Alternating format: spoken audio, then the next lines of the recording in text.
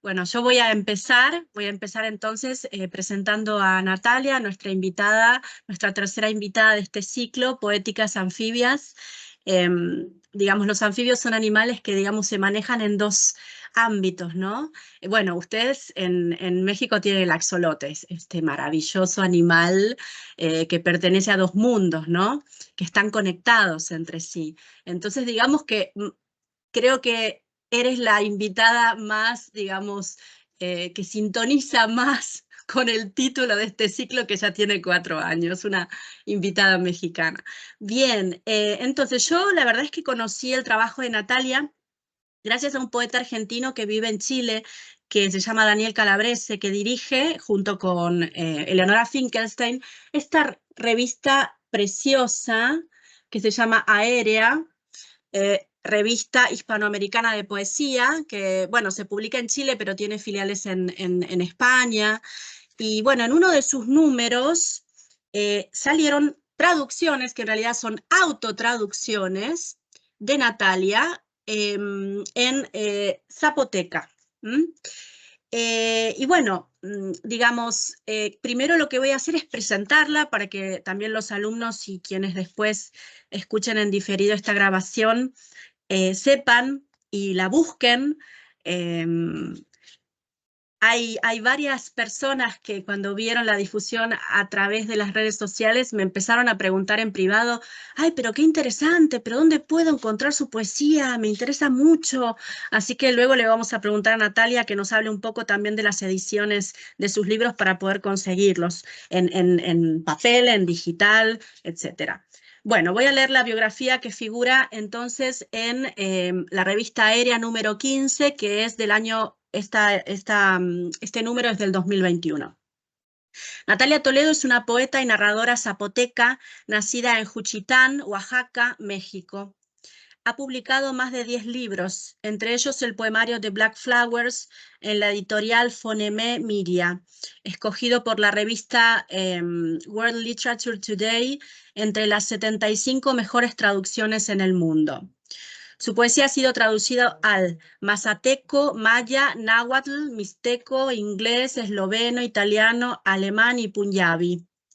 En 2004 ganó el premio Netzahualcoyotl, luego nos va a explicar en náhuatl cómo se pronuncia, Netzahualcoyotl, de literatura en lenguas mexicanas. En 2014 fue finalista del Premio de Literatura Indígena de América, PLIA. Es miembro del Sistema Nacional de Creadores. Otra faceta fundamental, cocina, diseña, joyería y textil. Es miembro del colectivo Bini Birí, Gente Hormiga, que se dedica a dar talleres de arte y creación a los damnificados de los sismos de Juchitán, Oaxaca. Perdón por mi pronunciación. Hago todo lo posible, pero aquí tenemos invitados en guaraní, en mapuche, en zapoteca, en las lenguas minoritarias de España y bueno, digamos que me es difícil pronunciar, pero bueno, te doy la bienvenida, Natalia, a este ciclo.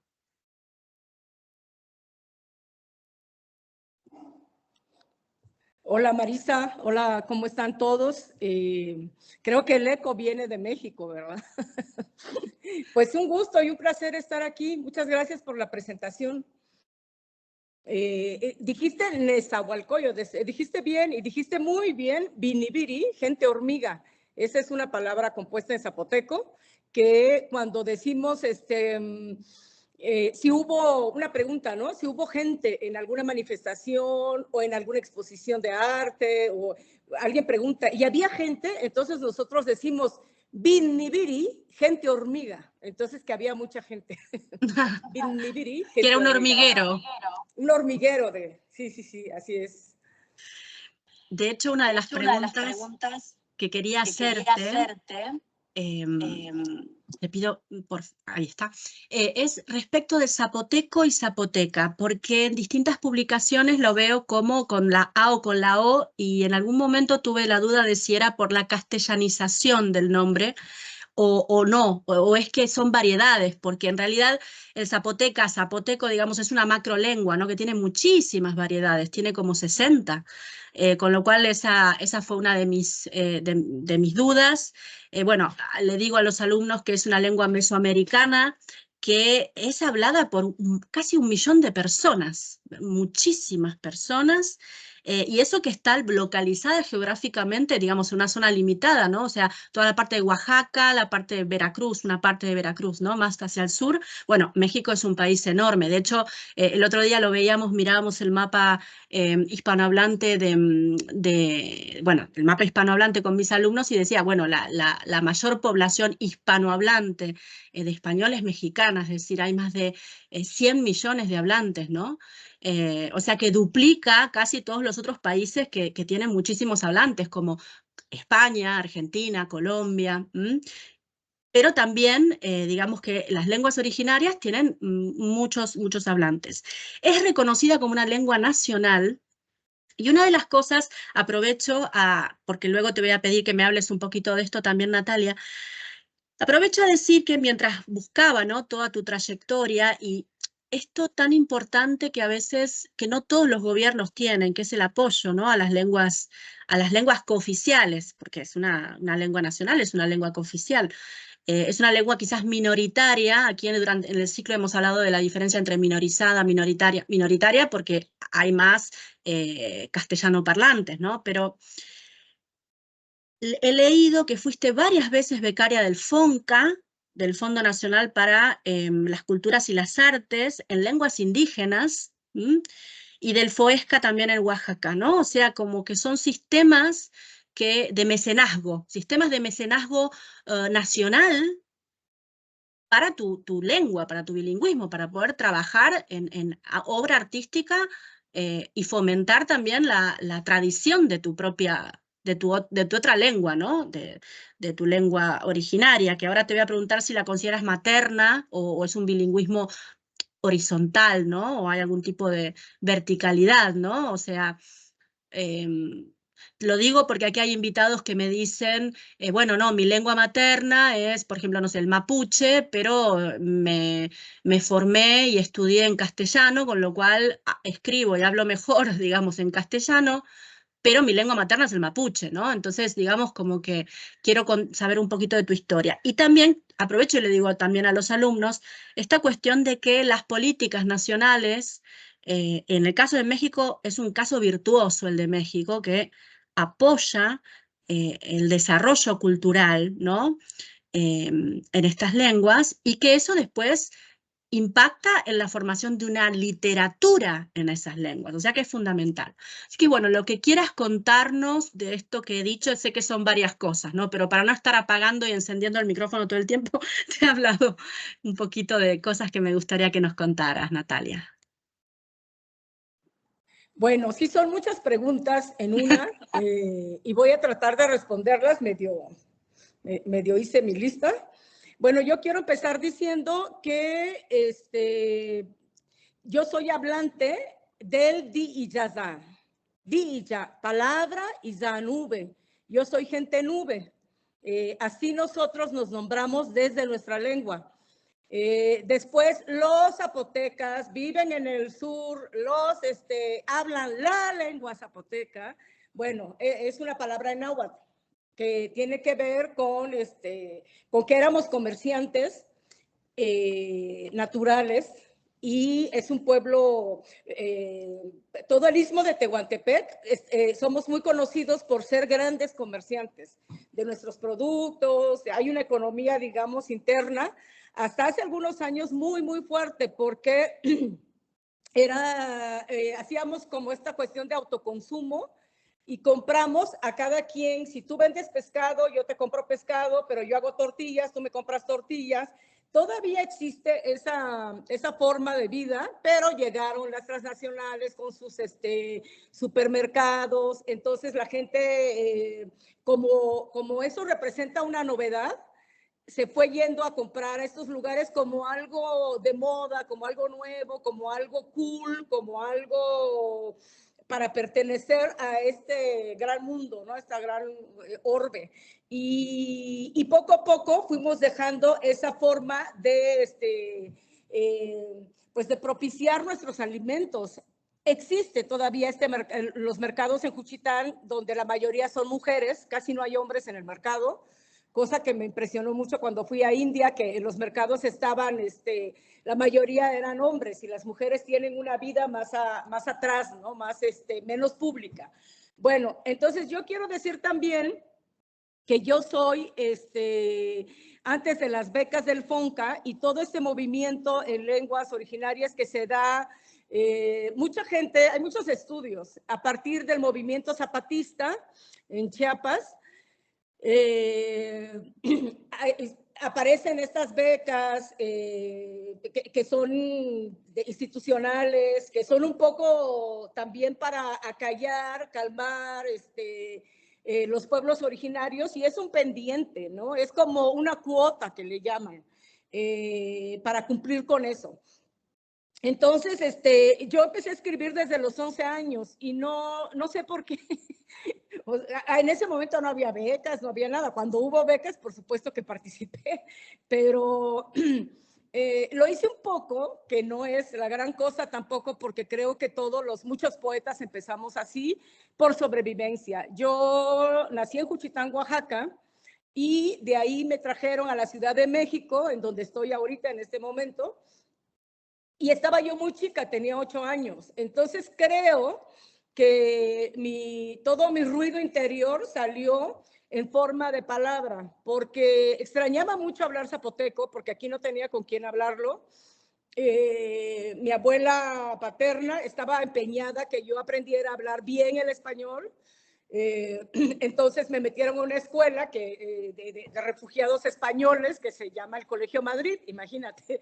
Entonces, en ese momento, pues yo me la pasé un poco silenciada porque pues estaba muy insegura en la otra lengua. Entonces, hasta que no me sentí bien, pude medio comunicarme. Me daba mucho miedo, por ejemplo, el zapoteco. Nosotros no tenemos géneros. Claramente, las cosas son las cosas, las personas son personas. Los sexos se distinguen en algún momento en la oración donde tú estás hablando, sabes de quién se trata y demás, pero no lo tenemos marcado. Entonces yo podía decir la caballo en vez del caballo. Cosas así que causaban una risa. Entonces, como yo estaba un poco enojada también con mis papás que me mandaron a México, que para estudiar, que porque esto, que porque lo otro, las razones de los adultos siempre están fuera de las manos de los niños, ¿no? Entonces, vine un poco porque no me quedó de otra. Entonces, para mí era muy violento ese cambio y entonces yo estaba muy a la defensiva. Creo que hasta ahora estoy a la defensiva. Pero entonces, ¿tu lengua materna para ti es el zapoteca? No, mi lengua materna es el zapoteco. Es el zapoteco. Sí, 100%. Yo nací en un barrio de pescadores que Juchitán está dividido por secciones. Entonces, mi sección se llama la séptima sección. La séptima sección está muy cerca del mar y, bueno, donde hay mar y donde hay ríos, es ahí donde se fundan los pueblos, casi siempre donde hay agua. Entonces, es un barrio donde hay pescadores, hay bordadores, hay artistas, hay gente que trabaja el barro. Entonces, ahí nadie, cuando yo nací, hablaba español, salvo algunas personas, pero solo por estrategia comercial. Pero realmente no nos hablábamos en español para nada. Mi abuela hablaba un español cuatrapeado. De hecho, mi abuela fue monolingüe toda su vida. No tuvo necesidad de vivir en otro país, en otra ciudad. Siempre se comunicó y vivió y rió y bailó y bebió en su idioma. Entonces, una de las cosas que estaba pensando es que evidentemente si tu lengua materna es el zapoteca, entonces tu primera versión en tu escritura, en tu poesía, es en zapoteca, ¿no? Es decir, tú empiezas escribiendo en zapoteca y después te traduces al español, ¿verdad? O sea, es un proceso y aprovecho, bueno, a ver, no siempre es tan perfecto, esto lo digo también porque he hablado con poetas vascos, poetas catalanes que me dicen, durante una época, unos años en una lengua, otros años en otras lenguas, otras veces escribo los dos poemas a la vez, o sea, cada biografía con la poesía es distinta y tiene que ver, incluso me decía Miren Agur Meave, vasca, que depende del último libro que leyó, que si en la mesita de luz tiene un libro en español, empieza escribiendo el poema después en español, y si es en vasco, empieza en vasco, con lo cual no podemos generalizar, lo sé, por eso te voy a preguntar, bueno, si quieres responderme esto, así te hago después la otra pregunta. Bueno, yo aprendí el español cuando iba a la primaria en Juchitán, pero en esa primaria, pues estábamos todos los hablantes en zapoteco, solo recibíamos las clases en español de los maestros, pero en el recreo jugábamos en nuestro idioma. Por eso es que cuando yo vine a la Ciudad de México no hablaba bien el español y por eso fui como la gente que me conoció decía, eras muy tímida. En lo absoluto soy tan tímida, más bien precavida. No hablaba para que no me hicieran burla, ¿no? Que ahora se llama bullying, ¿no? Porque además yo era muy brava. Si alguien me decía algo, les pegaba. Y mi papá iba cada rato a la escuela a decir, no les pegues, Natalia, en la dirección. Yo siempre estaba, mi reacción era esa. Estaba muy, muy enojada.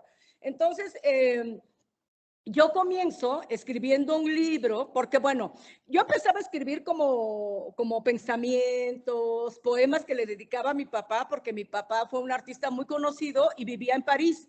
Entonces, una vez que lo visité, yo vi que él tiró todas las cartas de Elena Poniatowska y de mucha gente muy acá, los leyó y así. Entonces dije, yo no quiero que mis cartas sean destinadas al bote de la basura. Entonces trataba yo de que fueran interesantes desde el saludo y como que quería yo apantallar a mi papá y le hablaba de que había ido a ver una exposición de Henry Moore, que me había parecido no sé qué, y para que él se interesara en mí, una niña seductora, porque pues mi papá estaba ausente. Y entonces le escribía esas cartas en español. Pero yo empezaba a escribir como versos rimados, porque yo empecé a leer, no sé ni por qué, pero me llegaron unos libros, bueno, leía cosas de niños que me compraban, pero también llegaron unos libros, no sé si por mi abuela paterna, del romanticismo, pero mexicano. Entonces, eran como muy sufridos y yo me identificaba muchísimo con esa poesía de Luis G. Urbina, de varios, que ahorita ni me acuerdo de sus nombres, pero me marcaron mucho. Entonces yo estaba como asimilando toda esa vida. Yo era una niña, ni siquiera había tenido un novio para sufrir o algo, ¿no? Yo solo sufría por mi pueblo, por la distancia, por no poder hablar mi lengua, por no vestirme como yo vestía, por el sol, porque no había este sol que hay en México, había mucho frío, para mí era mucho frío. Entonces comencé escribiendo cosas en español porque lo primero que me enseñaron a escribir fue en español. Mi lengua siempre fue para comunicarme con todas las personas de mi casa y ya. Y también en mi comunidad, pero saliendo de ahí, pues era el español. Entonces escribí un poco, durante muchos años tuve guardado un poemario que se llamó, ¿cómo se llamó? Paraíso de Fisuras. Entonces una amiga mía, que no era mi amiga porque era más grande, pero yo fui a una lectura y ahí conocí a una juchiteca que no escribía en zapoteco, solo escribía en español, Rocío González, y entonces yo le dije, oye, yo escribo. Y me dijo, sí, pues qué bien. Y le dije, pero me gustaría que tú vieras mis poemas, porque ella me encantó su poesía, la calidad, el lenguaje, o sea, me volvió loca. Y entonces me dijo, bueno, sí, me dio un día, así una tarde, y la recibí. Y entonces yo le leí mis poemas y ahí ella empezó a decirme, luego lo único que quiero es que me digas que si voy bien o voy mal.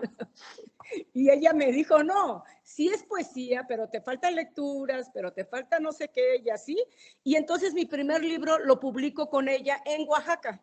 Tenemos un libro en común que se llama El Paraíso de Fisuras y es el único libro que tengo, digamos, en español.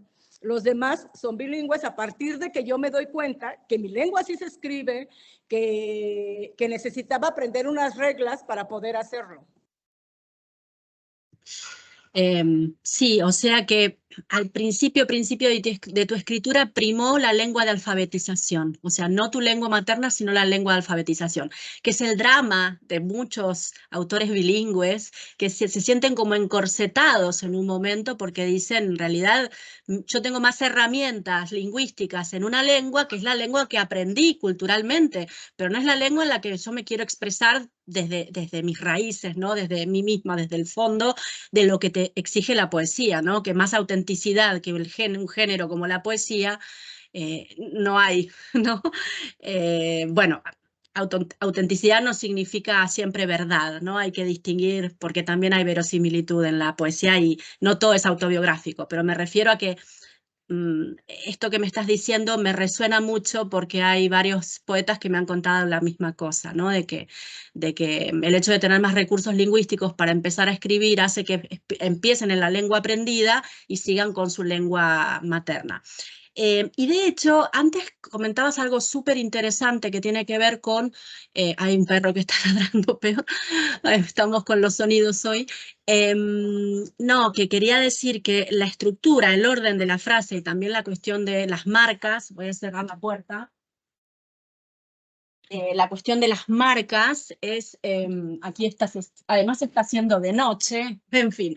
Bueno, vuelvo a mi discurso, que hablabas de la marca de género, ¿no? Que no existe en el zapoteca. Y estaba leyendo que en general también en el zapoteca el orden de la frase suele ser verbo, sujeto, objeto, ¿no? O sea, como que el verbo.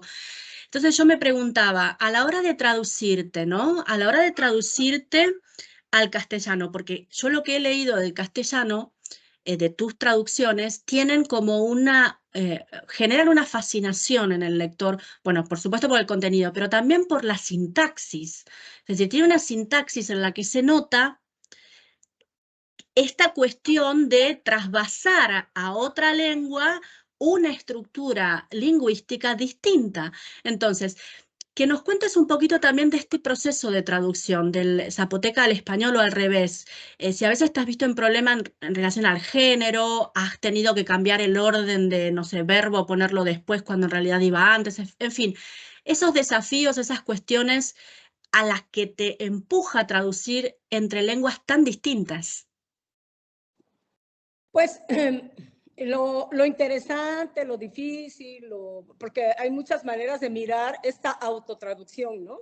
En primer lugar, yo pienso que, bueno, pocas lenguas, pocos escritores o pocos poetas se autotraducen, pero como hemos caminado durante siglos en dos idiomas, bien que mal, en alguno cojeando, en el otro corriendo, en el otro con un pie siempre en mi lengua materna y otro pie o los dos a veces en español. Muchas veces cuando hago cuentas pienso que he vivido más en español que en zapoteco, porque desde que salí de los 8 años, aunque yo era una niña que era muy loro, que hablaba mucho, que pues seguramente he pronunciado mucho en zapoteco, no he hablado, he nombrado el mundo ahí.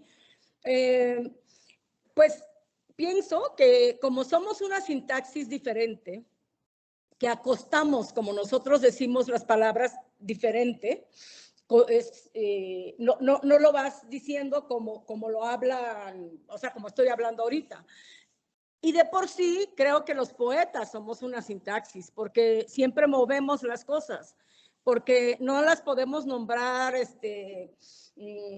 fulanito de tal, corre de noche, no sé, o sea, siempre haces como volteas las palabras, las pones incómodas, las pones de alguna manera, cómo vas sintiendo también tu ritmo, tu respiración, tu corazón, y necesitas tener una manera de decir esas cosas personalmente, pero también la lengua te marca.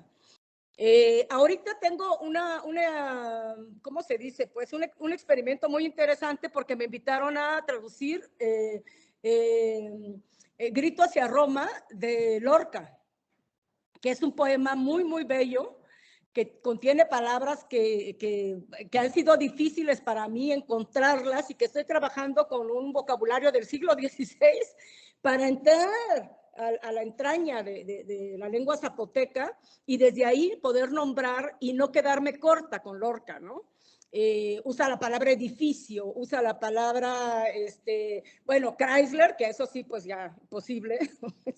No, Cosas no, así, ahí porque el lo escribe desde préstamo, ahí vas a tener que poner el préstamo porque no hay posibilidades, pero qué interesante esto.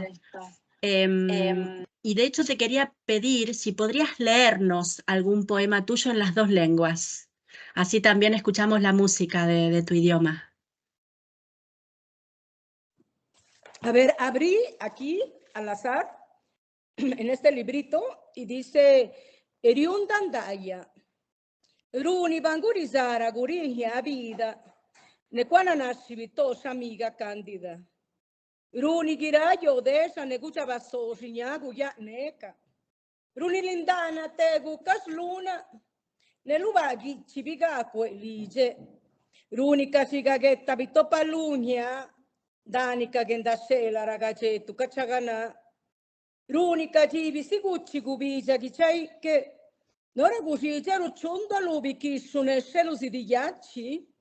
L'unica bandavi anighi di queio. Ne ora biladi capirà che la lume rapido. L'unità biseni saschissi.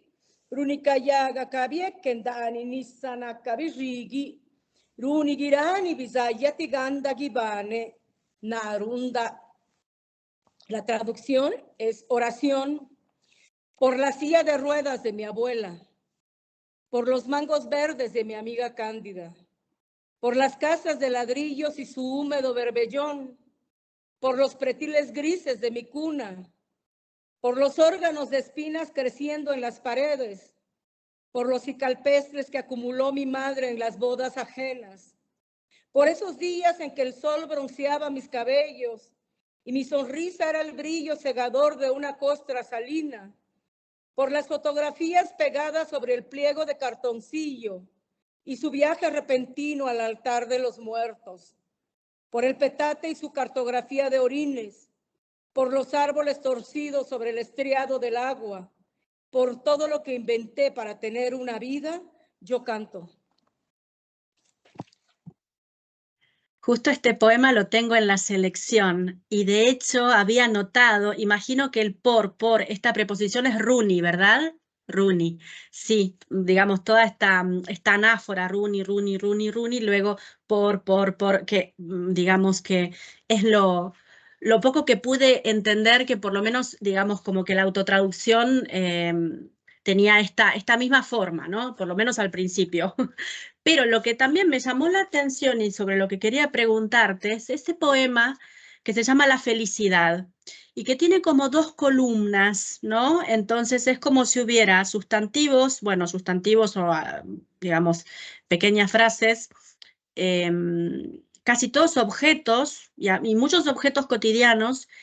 Y luego hay como, quiero preguntarte un poco por este poema que me ha despertado preguntas, ¿no? Porque es como si fueran equivalentes al baúl, sábana, etcétera, pero de una manera poética, ¿no? O sea, el poema, como si el poema estuviera más a la derecha.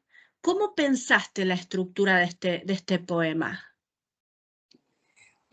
Exactamente no recuerdo cómo llegué ahí, pero lo que quise hacer es como nombrar algo a partir de un tema que creo que felicidad, es que no me acuerdo mucho de ese poema, ahorita no lo tengo aquí a la mano, pero ya. Sí, es como este sustantivo y lo que representa para mí. El baúl vientre de mi abuela, porque ahí guardaban como las cosas más valiosas de nosotras, ¿no? Nuestros huipiles, nuestras joyas. La sábana, pues bueno, en Vestida y Silencio está más que se ve, ¿no? Toalla serpiente en la cabeza del viento, porque cuando hace frío, las cuchitecas, como no tenemos, o sea, frío es que haga 33 grados de temperatura en Juchitán.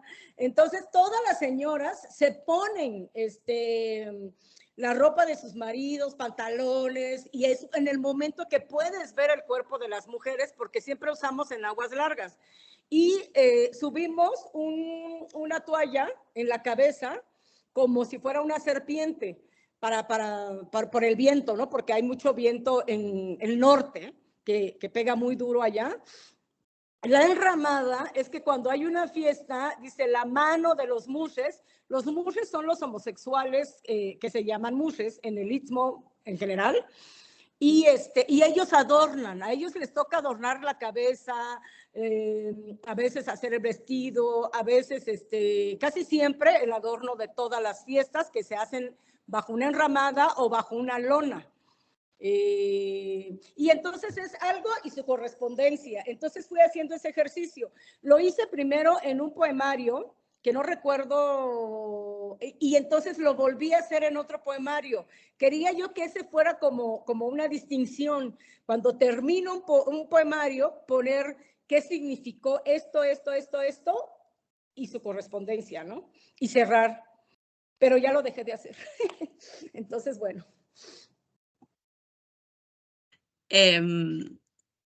A partir de todo lo que nos ibas contando antes, que me estabas contando de este proyecto de traducir a Lorca, ¿no? Y qué difícil que es, porque claro, no solamente encontrar la equivalencia lingüística, sino cultural. Es decir, hay elementos culturales, elementos culturales que quizás, digamos, en tu lengua original no tienen la equivalencia porque no era necesario, ¿no? Porque no existen. Entonces eso, en verdad, es un problema. También mis alumnos, la mitad de los alumnos, algunos son de lenguas y literaturas extranjeras y otros de traducción.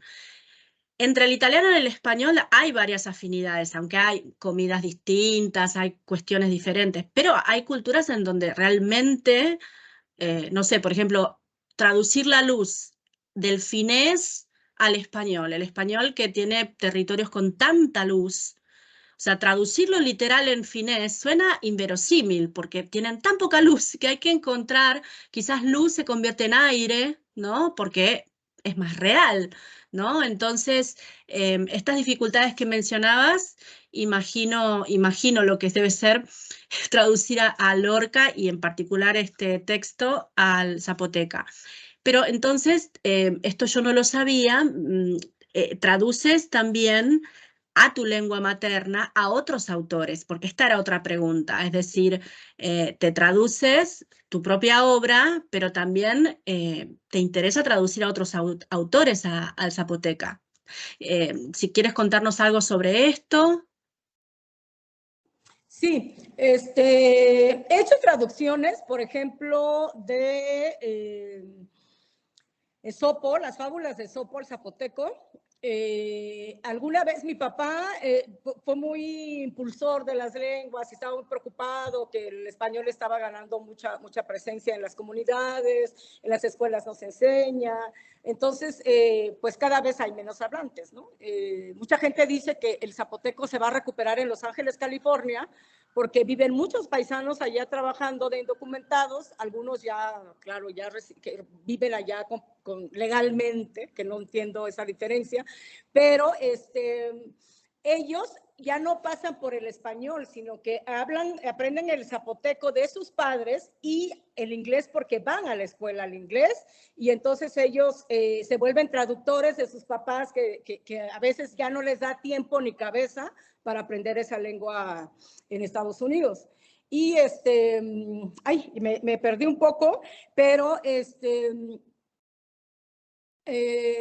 se me fue el hilo por irme a Los Ángeles, California. No, te preguntaba si has traducido, me decías, a Esopo, de otros autores.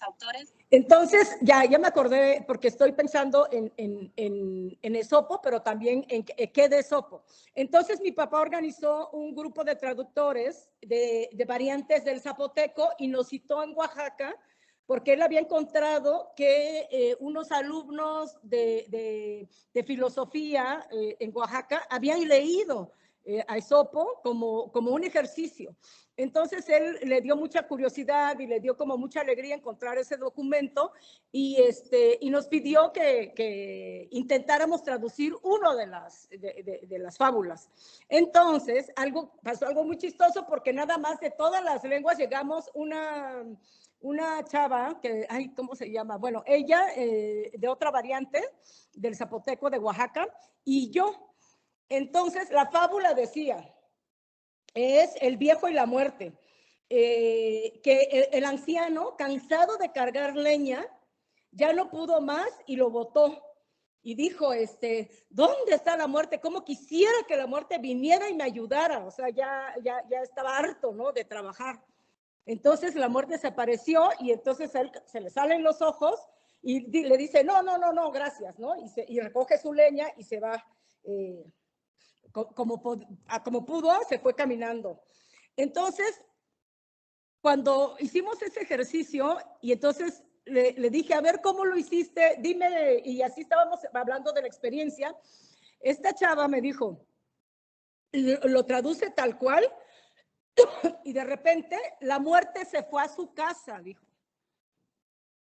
Entonces yo le dije, ¿en qué momento dice Esopo que la muerte se va a su casa? Me dice, es que en mi variante no te puedes ir así nada más. Entonces esas cosas son preciosas. Eso es lo bello de traducir, ¿no? Nadie sabe, porque eso solo lo vivimos ella y yo me reí de la alegría que me representó esa sutileza, que aunque seas la muerte, tienes que irte a tu casa. ¿Dónde es su casa de la muerte? Quién sabe, pero tiene casa. Y entonces ella me dice, nadie se puede ir sin irse a algún lado. O sea, tú tienes que decir, se fue a su casa, se fue al campo, se fue, así no existe. Entonces, eso es bien interesante en las lenguas, ¿no? Y eso es lo que estoy viendo con Lorca, porque estoy metiéndome a las entrañas, a la tubería, a cómo es que recorre la palabra hasta llegar al día de hoy, cómo puedo decir esto, cómo existían las manzanas o no, pero cómo puedo nombrar a partir de que existen las manzanas acá, cómo se empezaban a nombrar en zapoteco, ¿no? Porque todo es Guananashi. Guananashi es algo, la cosa dulce. Pero hay cosas que tienen su propio nombre y manzana no, pero entonces le ponemos sufijo, tía, de Castilla, la fruta que viene de Castilla, aunque no venga de Castilla, viene de la lengua, porque la lengua es que hace que existan las cosas, ¿no? Uh-huh. Uy, qué interesante esto.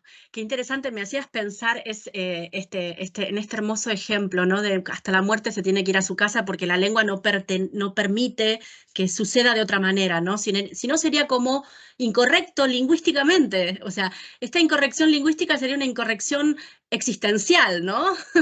Y esto lo hablaba también con una traductora, saco mucho el ejemplo del finés porque este tipo de conversaciones las he tenido con una traductora español finés que me decía que ella se quedaba como muy sorprendida de la reverencia que solemos tenerle a las gaviotas en nuestra poesía, ¿no? Como si las gaviotas en general aparecen en un ámbito, no sé, como positivo, ¿no? Marcadas positivamente. En Finlandia están hartos de las gaviotas, están súper cansados de las gaviotas, entonces por poco para ellos es esta gaviota de porquería, ¿por qué no sé? Entonces, ¿cómo traducir a la gaviota al finés sin que un finés diga esto no puede ser, ¿no? Porque nosotros a las gaviotas no las soportamos, pero en el poema originalmente en español, la gaviota es un animal, digamos, que tiene que ver, bueno, con cualidades positivas. Y esto era también súper interesante, ¿no? Y me hizo pensar en el ejemplo que estabas dando antes, Natalia. Bueno, entonces, claro, estás con el desafío de Lorca. Quería también preguntarte, pero en este caso, bueno, que me digas lo que quieras contar, acerca de tu percepción en relación a políticas institucionales o a la visibilización del zapoteca o en general de las lenguas cooficiales o minoritarias, originarias de México, porque antes, digamos, de una manera muy eufemística, ¿no? Dijiste, bueno, sí, es como la cuota de visibilidad que hay que dar a través de estos programas de estímulos y mecenazgos.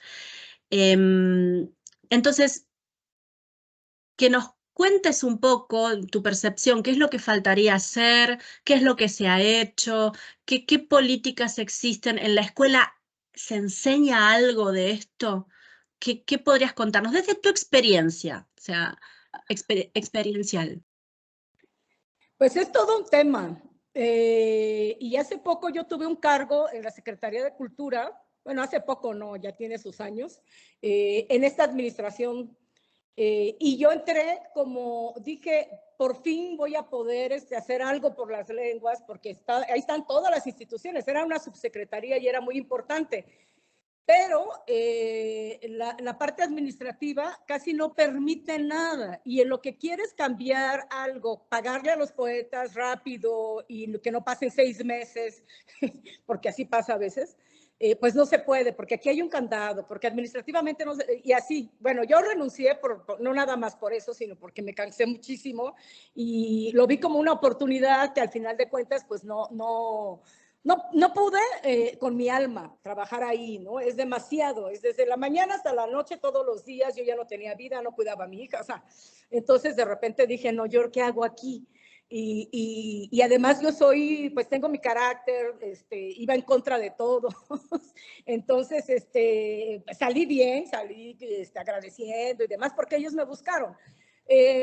Pero realmente pienso que la salvación de las lenguas no está en manos del Estado. El Estado no le importa. El presidente que estuviera aquí tendría que haber sido parido por una zapoteca, por una mixteca, para que realmente le significara algo. Pero no. Entonces, es nada más cumplir ciertas cosas, ¿no? Si por ellos fuera, pues ya todo el mundo habla español, es más simple, es más rápido. ¿Para qué quieren estar en el pasado? Porque para mucha gente eso es el pasado y no se dan cuenta que aunque ya pasaron 5 siglos, seguimos nombrando. Ahora sí que ni los españoles nos pudieron quitar la lengua, ¿no? Pero aquí sí, porque las políticas son muy, no tienen como no es integral. Entonces, por ejemplo, te voy a poner un ejemplo que pasa mucho. Hay escuelas normales donde los estudiantes van a estudiar para maestros en sus lenguas. Cuando ellos terminan su carrera para ir a enseñar en lengua, porque hay la educación bilingüe que le llaman aquí en México, pues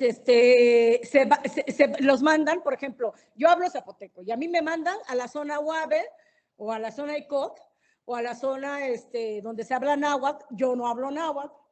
Entonces, ¿de qué me sirvió haber estudiado cómo enseñar en mi lengua si me mandan ahí? Entonces, también hay esas políticas de los sindicatos que tienes que ganarte puntos para que te manden a tu lugar de origen. Es un show. Es un show, no es tan fácil. Entonces yo estoy muy desencantada de todas esas políticas y pienso que esos digo, está bien que recibas una beca porque puedes escribir desde tu casita tus versos y demás, pero finalmente la señora que está en territorio vendiendo sus tortillas, a ella sí le puede importar tu poesía, pero no hace gran cosa, ¿no? La literatura no hace gran cosa, aunque después vienen niños que dicen, como yo ahora que estoy leyendo o que estoy entrando al zapoteco con el vocabulario del siglo XVI. Seguramente Fray Juan de Córdoba nos dijo un día una tal Natalia Toledo va a abrir este libro. Entonces puede ser que eso suceda en un futuro, que otra generación diga, pues yo no quiero que se pierda. Aquí hay un registro importante que hicieron poetas, escritores, cuentistas, narradores. Voy a tratar de aprenderlo, porque en las escuelas no se enseña.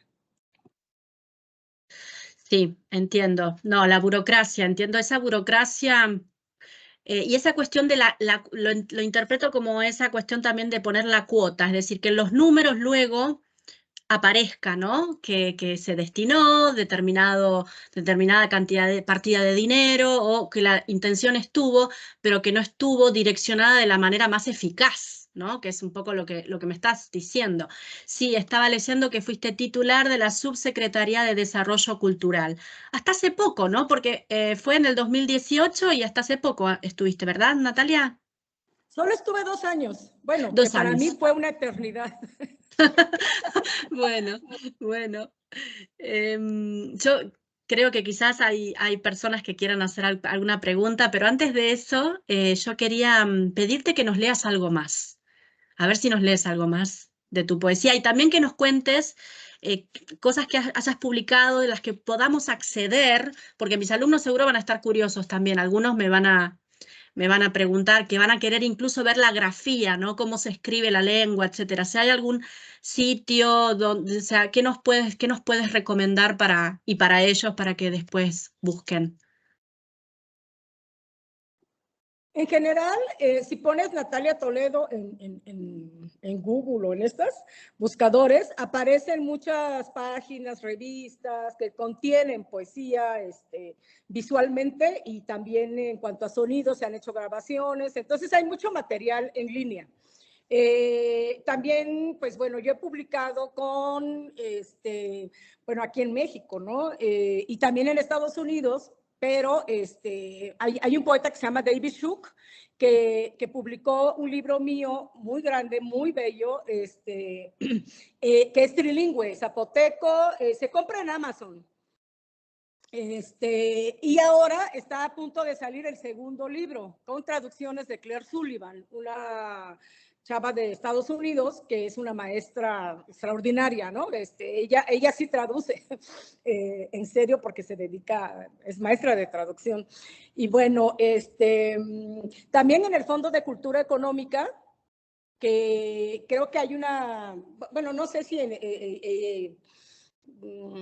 pues por lo menos en Latinoamérica está más o menos distribuido y en España, en las ferias del libro, y realmente ya todo se consigue en línea. Entonces, bueno, me pediste que leyera otro poema, ¿verdad? Y también hay una página, bueno, no sé si página, mi hija quiso hacer como un blog, porque no es página, no es pagado. Y ahí subió poemas, pero como le da flojera, ya tiene como no sé cuántos años que no sube nada, pero hay un poquito de la poesía. Hoy le voy a decir que lo alimente. Bueno, a ver, que tengo aquí a la mano también, dice, Eraruzulu Gichilayu.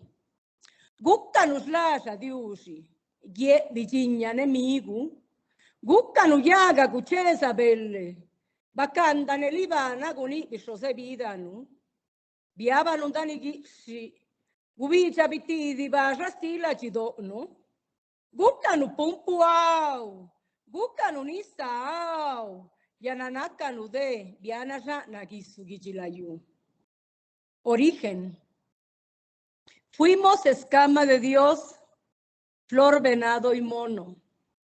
Fuimos la tea que partió el rayo y el sueño que contaron nuestros abuelos. Caímos en el monte y el sol nos atravesó con su flecha. Fuimos cántaro, au. Fuimos agua, au. Ahora somos ceniza bajo la olla del mundo.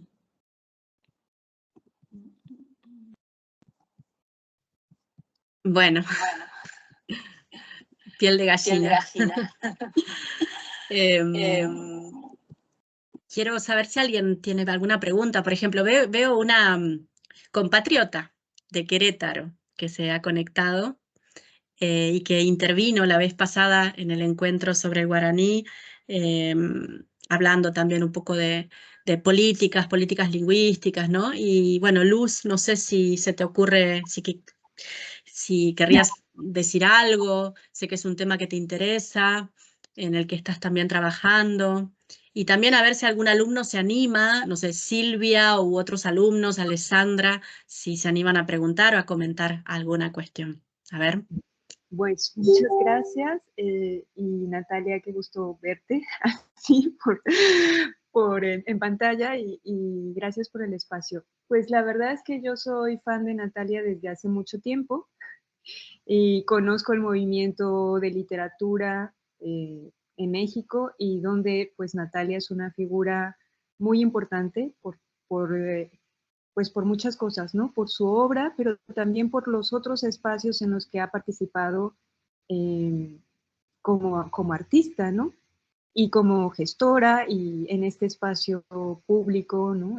Como en la administración pública.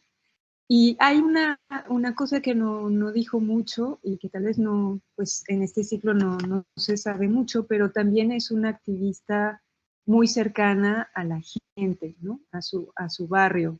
Y el grupo y el colectivo de la gente hormiga, pues es un grupo de trabajo con niños y con niños que se organizan, con niños que hacen rifas, con niños que hacen cosas.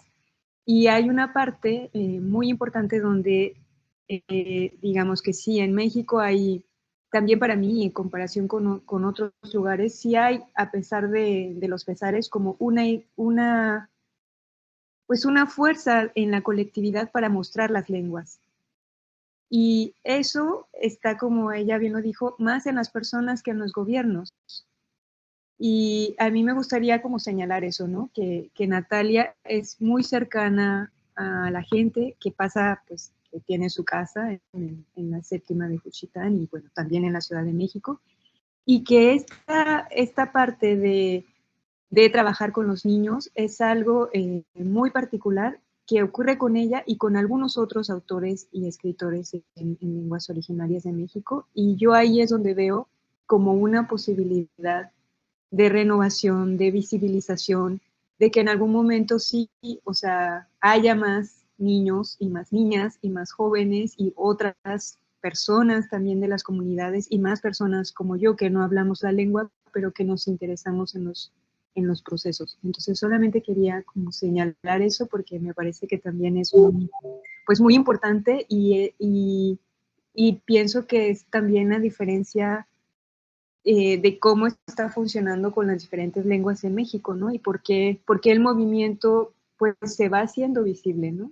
Tiene que ver pues con este activismo que está y que pues se hace, ¿no? O sea, no es como una cosa que se presuma o que se diga mucho, sino que se hace. Y creo que esa es su fuerza. Solamente quería señalar eso y pues gracias por la palabra, por darme la palabra. Bueno, muchas gracias, Luz. No sé si Natalia quería comentar algo. Simplemente estaba recordando hace unos años que di una clase, un par de clases sobre las constituciones de América Latina y la de España. Y en la Constitución mexicana se nombran las lenguas, o sea, no se nombran todas, pero se hace hincapié en las lenguas. Y no todas las constituciones tienen esto. Por ejemplo, la de Ecuador sí, la de Ecuador le da un espacio. La de México también, bueno, la de Argentina no nombra ni al español. O sea, aparece en la ley del idioma, que es otra cosa, pero no es la Constitución. Entonces, digamos, incluso desde los textos constitucionales, normativos, legales, cuando uno va a leer textos mexicanos, por lo menos la mención aparece. Luego vemos esta realidad desde adentro. También me la habían comentado, es decir, yo, digamos, la escuchaba a Natalia y recordaba personas que me lo han comentado, pero también lo que decía Luz de cómo el trabajo comunitario, colectivo, desde la gente, ¿no? Que es lo que más funciona. Incluso estos circuitos comunitarios de alfabetización, ¿no? O sea, porque el hecho de trabajar con niños genera una forma de contacto con el lenguaje distinta. Lo veíamos en la propia biografía lingüística de Natalia, es decir, Natalia creció hablando una lengua, por lo que entiendo, no muy grande de edad. La mudaron a Ciudad de México, pero ya digamos ese anclaje en un idioma y una cosmovisión le quedó para siempre, ¿no? Entonces, es verdad lo que decía Luz, trabajar con niños puede generar este cambio, ¿no? Así que gracias por haberlo mencionado, Luz. Sí, yo lo había leído, pero no lo había dicho. Y no sé si también si hay otros alumnos que quieren comentar algo, no sé si Si tienen alguna curiosidad, que estamos llegando ya a la hora del cierre.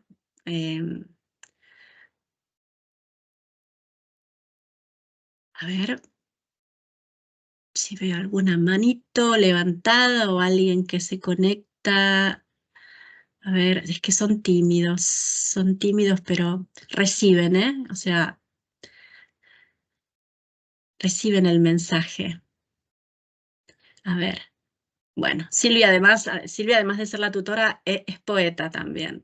Y además la cosa curiosa, le va a dar vergüenza que lo diga, pero yo pensé que ella escribía poesía en italiano, porque es nativa, es italiana. Está escribiendo poesía en español, es decir, el archivo que me mandó era de poemas en español. Yo me sorprendí muchísimo, ¿no? Porque la lengua que está estudiando en la universidad es su lengua de expresión, ¿no? Así que, bueno, le di algunos consejos relacionados con eso, pero bueno, es también un caso interesante el de Silvia. Así que, bueno, no sé si alguien más quiere comentar algo.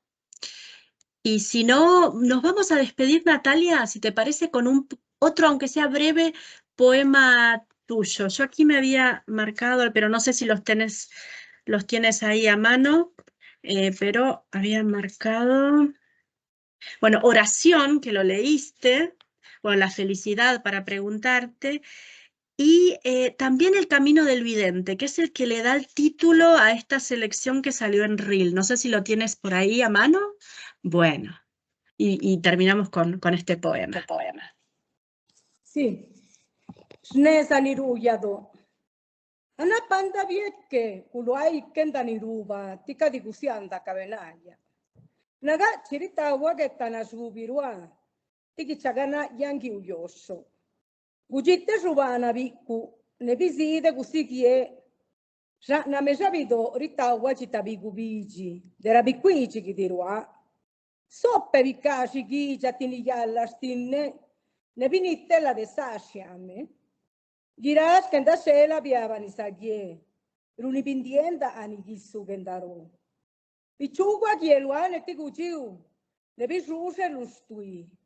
Para chiviji nyunaya, pagira gela, ruganda tiludo, akura gusse, ne tigamija jazidi.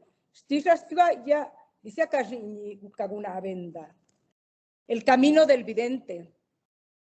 ¿Cuántas veces metí la cabeza en el corazón del tenate para que no me olvidaran? A escondidas comí tortillas de boca torcida para casarme con hombre viejo. Jugué la cola del perro y me hice mentirosa. Bajo la mesa de los santos comí huevo de tortuga seco y deshidraté mis labios. El sopilote hechizó mi resortera porque me perdí en la danza de su vuelo. En todas mis bodas llovió porque lamí con antelación el sartén de la comida. Corté mis ojos en un envite de cuchillos para rebanar el ojo de la vergüenza. ¿Cómo te ibas a acercar a mí si todas las noches colgué un mecate de ajos en mi dormitorio y en mi ventana una camisa llena de sal de mi tío que embarazaba sirenas? Digno para un título de libro, ¿eh? Mi tío embarazaba sirenas. Bueno, a ver, Natalia, es un placer haberte tenido con nosotros y yo estoy segura de que esto va a generar interés. Tenemos los alumnos de lengua y traducción, se gradúan con una tesis, ¿no? Tienen la tesis de primer ciclo y la de segundo. Y muchas veces, digamos, estos encuentros con los autores generan después una curiosidad para después investigar y escribir sus tesis. Así que yo espero que algunos de los alumnos que están aquí presentes, después de esta hermosa lectura y además este interesante circuito e itinerario vital, se interesen en esta lengua y, bueno, en profundizar un poco en la obra de Natalia. Yo ya sé que la voy a seguir leyendo y que seguramente antes o después nos vamos a encontrar. Así que, bueno, Natalia, muchísimas gracias por acompañarnos y, bueno, hasta la próxima.